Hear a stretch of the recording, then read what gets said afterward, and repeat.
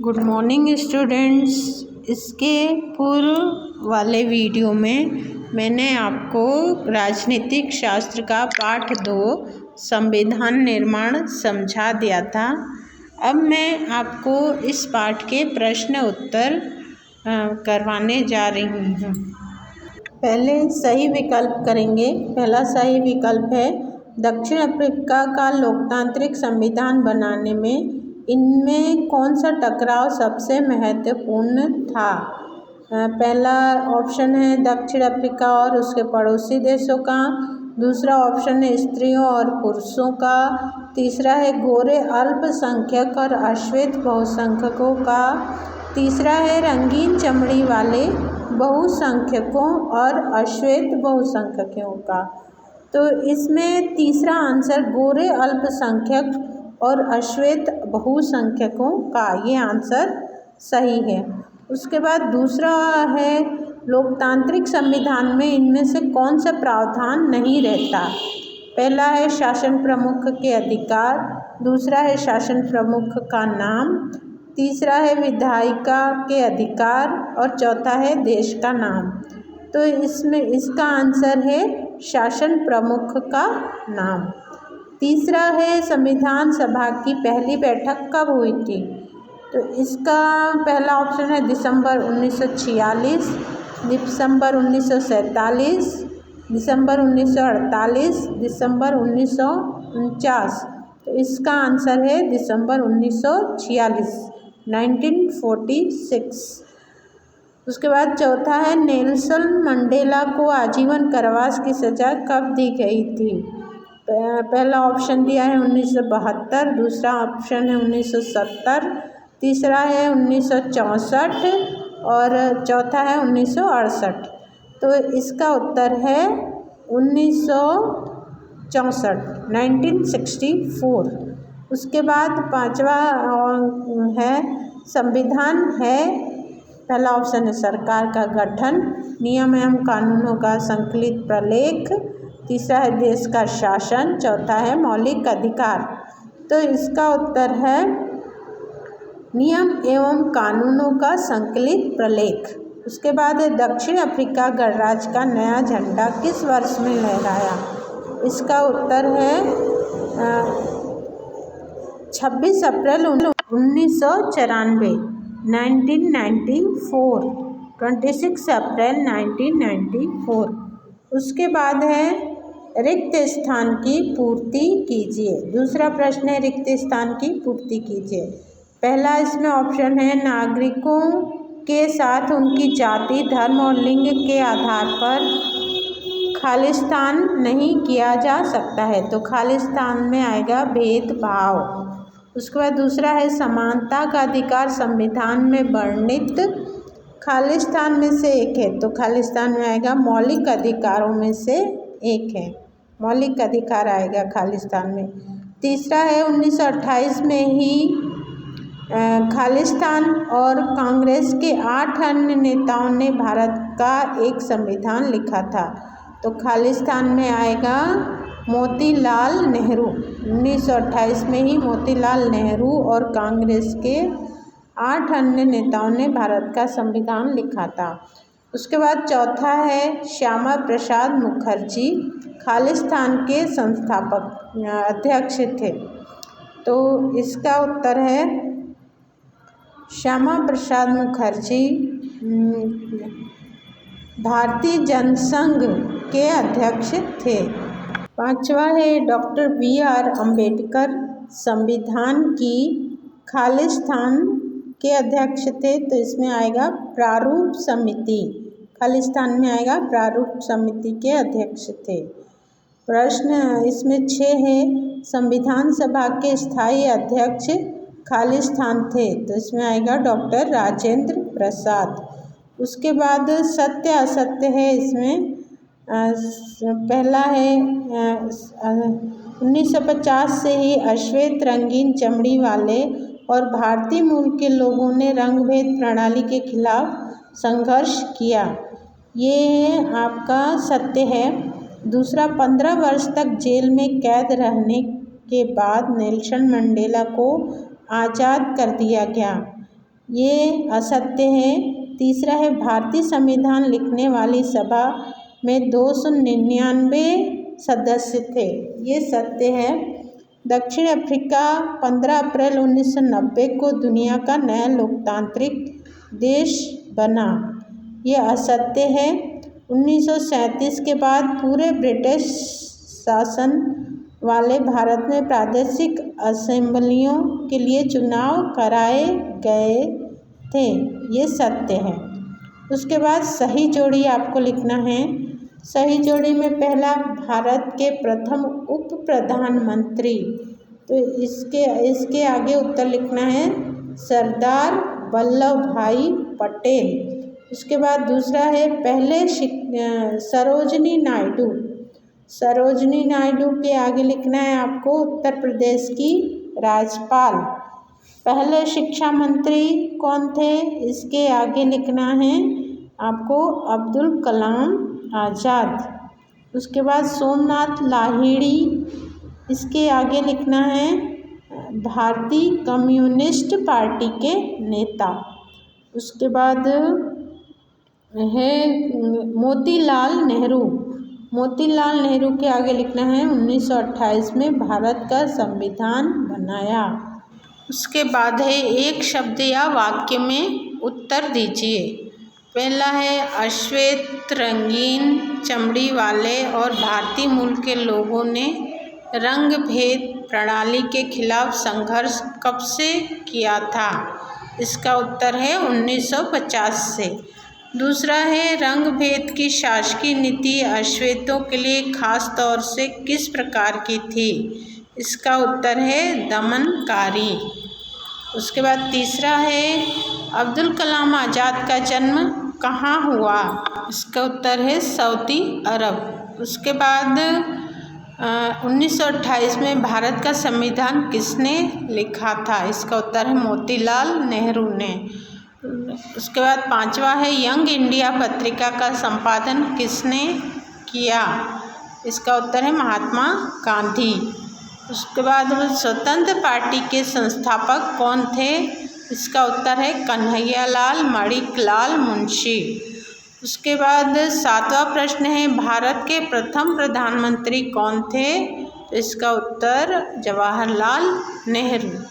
आगे का प्रश्न आपकी किताब में दिया हुआ है, इसमें प्रश्नावली का पहला प्रश्न है। नीचे कुछ गलत वाक्य दिए गए हैं, हर एक के में कोई ना कोई गलती पहचानें और इस अध्याय के आधार पर उसको टिक करके लिखें। तो पहला, स्वतंत्रता के बाद देश लोकतांत्रिक हो या नहीं, इस विषय पर स्वतंत्रता आंदोलन के नेताओं ने अपना दिमाग खुला रखा था, इसका यह कथन गलत है क्योंकि स्वतंत्रता आंदोलन के नेताओं में आम सहमति थी कि देश को स्वतंत्रता के बाद एक लोकतांत्रिक राष्ट्र होना चाहिए।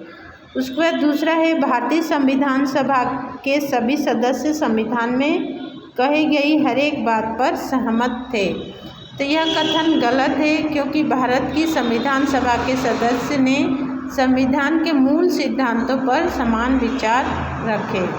उसके बाद तीसरा है जिन देशों में संविधान है वहाँ लोकतांत्रिक शासन व्यवस्था ही होगी, इसमें यह कथन गलत है क्योंकि यह देश जो एक लोकतंत्र है उसका संविधान होना चाहिए। उसके बाद चौथा है संविधान देश का सर्वोच्च कानून होता है, इसलिए इसमें बदलाव नहीं किया जा सकता, तो इसका यह कथन भी गलत है। समाज की आकांक्षाओं में बदलाव लाने के लिए संविधान में संशोधन किया जा सकता है। इसके बाद दूसरा प्रश्न है दक्षिण अफ्रीका का लोकतांत्रिक संविधान बनाने में इनमें से कौन सा टकराव सबसे महत्वपूर्ण था। किताब में आपके ऑप्शन दिए हुए हैं, उसमें सही है गोरे अल्पसंख्यक और अश्वेत बहुसंख्यकों का, ग वाला आंसर सही है। उसके बाद तीसरा है लोकतांत्रिक संविधान में इनमें से कौन सा प्रावधान नहीं रहता, इसमें ऑप्शन दिए हैं, इसमें ख वाला ऑप्शन सही है, शासन प्रमुख का नाम। उसके बाद चौथा आपका है संविधान निर्माण में इन नेताओं और उनकी भूमिका में मेल बिठाएं। पहला है मोतीलाल नेहरू, इसका उत्तर है 1928 में भारत का संविधान बनाया। उसके बाद दूसरा है BR अम्बेडकर, प्रारूप कमेटी के अध्यक्ष। तीसरा है राजेंद्र प्रसाद, ये हैं संविधान सभा के अध्यक्ष। और घ है सरोजनी नायडू, ये संविधान सभा की सदस्य। उसके बाद पांचवा प्रश्न, जवाहरलाल नेहरू के नियति के साथ साक्षात्कार वाले भाषण के आधार पर निम्नलिखित प्रश्नों का जवाब दें। पहला है इसका ऑप्शन, नेहरू ने क्यों कहा कि भारत का भविष्य सुस्ताने और आराम करने का नहीं है। नेहरू ने इन शब्दों का प्रयोग इसलिए किया क्योंकि भारत जब स्वतंत्र हुआ उस समय भारत के सामने बहुत सारी आर्थिक समस्याएं थी। उसके बाद दूसरा है नए भारत के सपने किस तरह विश्व से जुड़े हैं। तो इसका उत्तर है नए भारत के सपना है कि दुखी और परेशानी में पड़े लाखों लोगों की सेवा एवं दरिद्रता, अज्ञानता और बीमारियों तथा अवसर की असमानता का अंत करना। उसके बाद ग वाला है, वे संविधान निर्माता से क्या शपथ चाहते थे। तो पंडित जवाहरलाल नेहरू यह प्रतिज्ञा चाहते थे, भारत की सेवा का अर्थ है उन करोड़ों की सेवा जिन्होंने कष्ट उठाया है। उसके बाद घ है, हमारी पीढ़ी की सबसे महान व्यक्ति की कामना हर आंख से आंसू पोंछने की है। वे इस कथन में किसका जिक्र कर रहे हैं। तो पंडित जवाहरलाल नेहरू इस माध्यम से महात्मा गांधी का जिक्र कर रहे हैं। उसके बाद प्रश्न 6, हमारे संविधान की दिशा देने वाले ये कुछ मूल्य और उनके अर्थ हैं, इन्हें आपस में मिलाकर दोबारा लिखना है, मतलब सही जोड़ी बनाना है।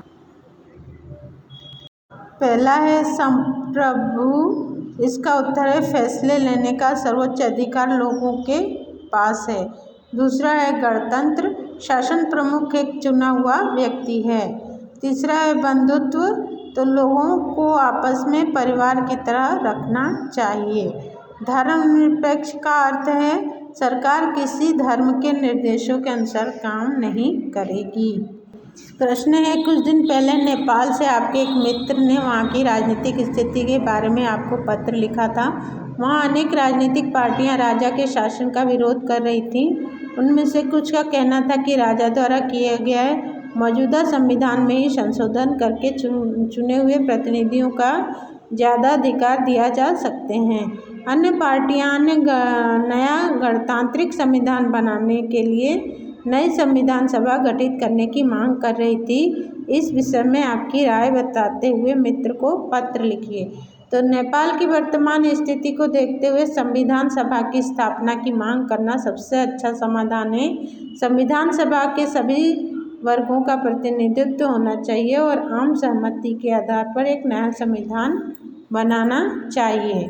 उसके बाद प्रश्न 8, इसका उत्तर है अंग्रेजी सरकार ने भारत को उपहार के रूप में एक लोकतांत्रिक व्यवस्था के लिए महत्वपूर्ण कारण इसलिए मानते हैं क्योंकि ब्रिटिश सरकार की ही लोकतांत्रिक जो हमारे देश में है वो ब्रिटिश सरकार की देन है और वह प्रांतीय में द्विसदनीय विधानमंडल की स्थापना की गई। धीरे धीरे अधिक लोगों का मतदान का अधिकार भी दिया गया। भारतीय नेताओं को इन संस्थानों से प्रशिक्षण प्राप्त हुआ। उसके बाद दूसरे का उत्तर है भारतीय नेताओं ने स्वतंत्रता संग्राम में अनेक आंदोलन चलाए और राजनीतिक स्वतंत्रताओं की मांग की और अत्याचारी व शोषणकारी कानूनों का विरोध किया। इसलिए भारत के लिए लोकतंत्र की मांग रही। तीसरे का उत्तर है स्वतंत्रता प्राप्ति के नाजुक दौर में यह बहुत जरूरी था कि स्थापना के लिए निष्ठावान लोकतांत्रिक विचारों वाले नेता हो ताकि इन मूल्यों की स्थापना के लिए दूसरों का भी प्रेरित कर सकें। इसलिए इस कार्य का योगदान भी महत्वपूर्ण था। अब नवा प्रश्न, 1912 में प्रकाशित विवाहित महिलाओं के लिए आचरण पुस्तक के निम्नलिखित अंश को पढ़ें। इसका उत्तर है इस अंश में व्यक्त मूल्य हमारे संविधान में निहित मूल्य से पूरी तरह विरोधाभासी है। यह महिलाओं को कमजोर माना जाता है, जबकि हमारे संविधान में पुरुषों और महिलाओं दोनों को समान माना जाता है। सरकारी नीतियां भी महिलाओं को मुख्य धारा में लाने के पक्ष में हैं। उसके बाद प्रश्न 10, निम्नलिखित कथनों पर विचार कीजिए कि आप सहमत हैं कि नहीं हैं। तो पहला है, संविधान के नियमों की हैसियत किसी भी अन्य कानून के बराबर है। तो यह कथन गलत है। संविधान के देश का सर्वोच्च कानून है। यदि संसद या राज्य विधानमंडल का कानून संविधान का उल्लंघन करता है तो सर्वोच्च न्यायालय है। यदि संसद या राज्य विधानमंडल का कानून संविधान का उल्लंघन करता है तो सर्वोच्च न्यायालय उस कानून का अवैध घोषित करके रद्द कर सकता है। दूसरा टॉपिक है, यह कथन सत्य है। संविधान में उन नियमों का वर्णन किया गया है जिसके अनुसार संसद, कार्यपालिका तथा न्यायपालिका की स्थापना की जाएगी। राष्ट्रपति के चुनाव का विधि, अवधि व शक्तियों का वर्णन संविधान में किया गया है।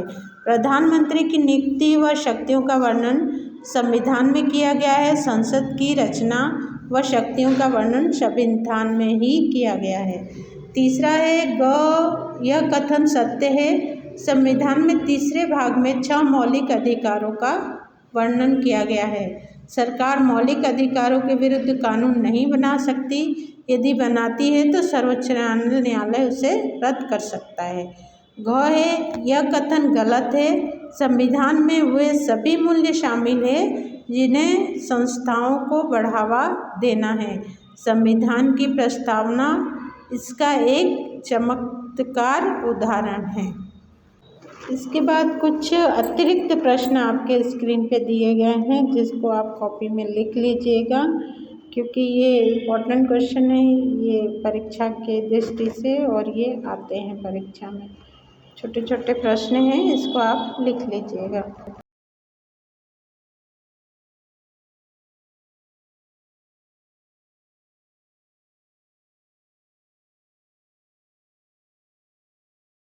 इसके साथ ही आपका पाठ 2 संविधान निर्माण ये पूरा हो गया है। आप इसको कॉपी में कंप्लीट कर लीजिए।